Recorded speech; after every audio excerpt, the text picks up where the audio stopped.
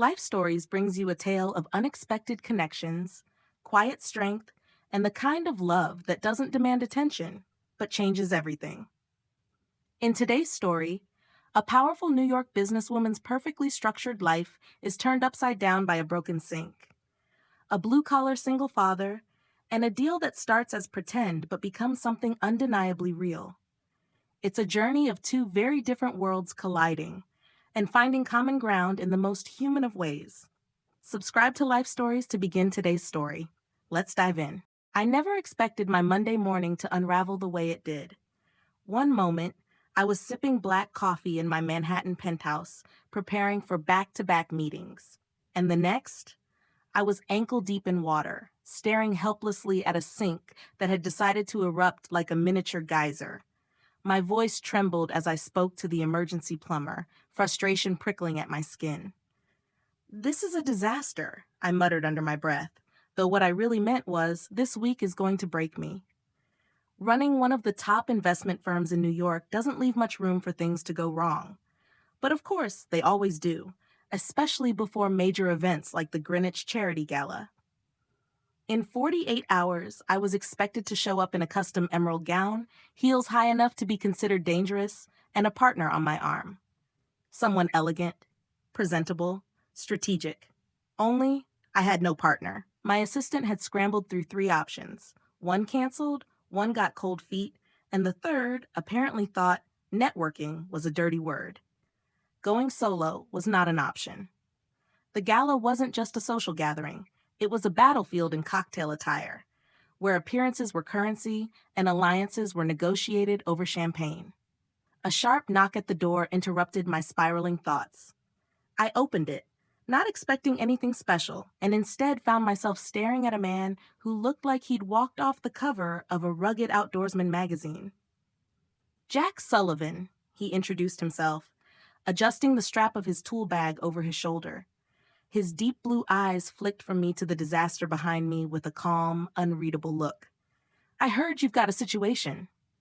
I stepped aside and let him in, almost embarrassed by how relieved I felt. That's one way to put it.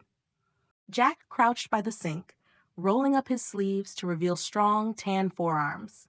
He wasn't trying to be impressive. He just was. There was something steady about him, like he knew exactly how to handle things, not just pipes, but maybe life in general. "Lucky I was in the area," he said, twisting a valve with ease. "Could have been worse." I crossed my arms, skeptical. "I doubt it." "Trust me," he said with a lopsided grin. "I've seen worse." He worked in silence for a few minutes, and I found myself watching him, studying the quiet confidence in his movements. "Do you do this full-time?" I asked, more curious than I meant to sound. "Mostly," he replied. "Take whatever jobs I can. Gotta take care of my daughter." I paused. "You're a father?" "Yeah, Emily. She's 7, smart as a whip." The way he said her name, softly like a secret he didn't mind sharing, made something in my chest ache. There was no bravado, no arrogance. Just love, quiet and sure. When he finished the repair, he wiped his hands on a cloth and packed up his tools. "All set," he said. "Thank you," I said sincerely, maybe too sincerely. He turned to leave, and I should have let him, but desperation and an absolutely mad idea collided in my mind. "Jack, wait." He paused, one eyebrow raised. "I need a favor." His expression shifted, cautious now. "What kind of favor?" I swallowed. "I need a date for a gala, a high-profile event." He blinked. "You need me to be your date?" "I'll pay you," I added quickly, feeling heat rise to my cheeks. He frowned slightly. "I'm not a charity case." "That's not what I meant. I need someone who isn't in that world. Someone real." He looked at me for a long moment. "And all I have to do is show up, smile, and pretend I belong?" "Yes, that's it," he exhaled, rubbing his jaw. "Fine, I'll do it." Relief surged through me. "On one condition," he added. I stiffened. "What's that?"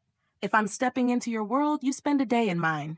I hesitated, surprised. "You mean meet your daughter? See how you live?"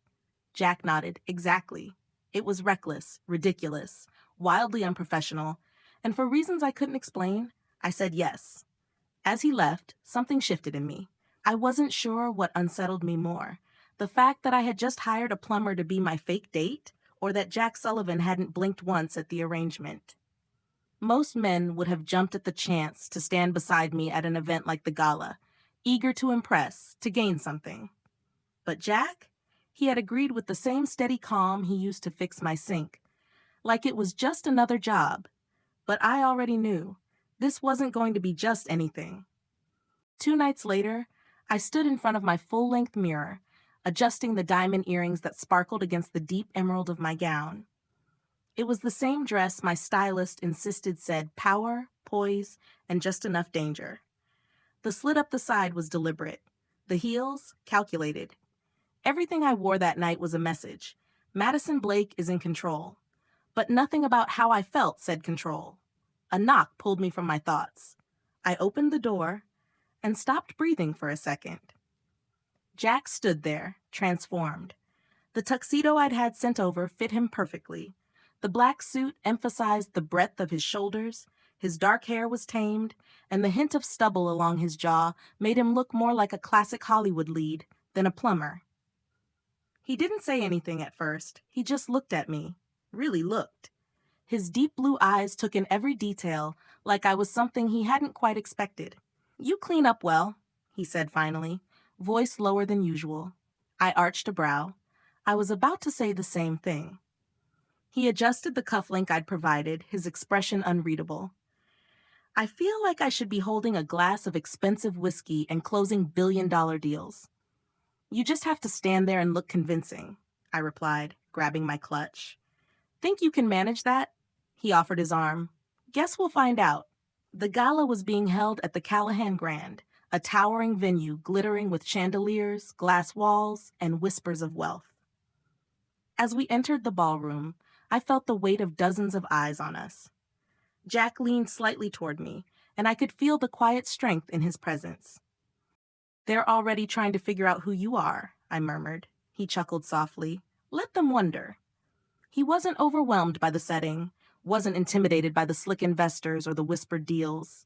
He just existed there, solid and steady, like nothing could shake him. That kind of quiet confidence was rare in my world. It was magnetic. The real test came when Daniel Whitman, my longtime rival and opportunistic CEO, stepped into our path.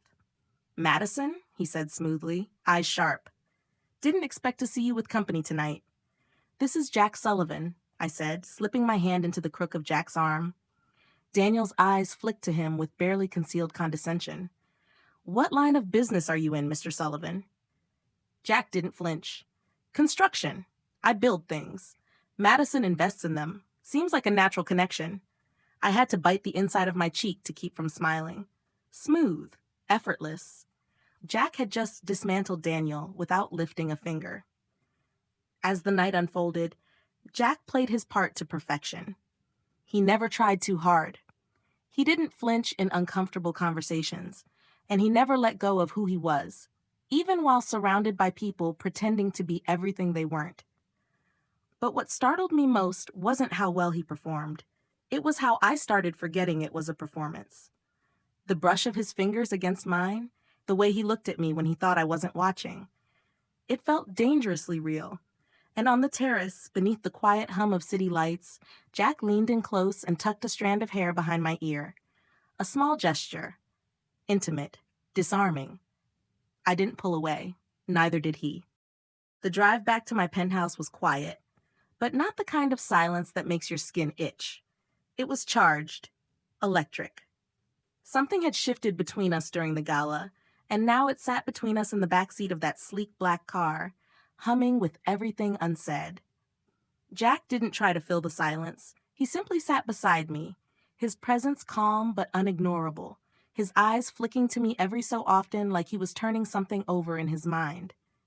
By the time we reached my building, I should have just thanked him, sent him on his way, and slipped back into my perfectly controlled life.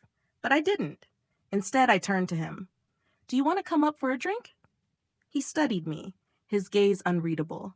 I expected him to decline, to tell me this had been fun but our worlds didn't mix.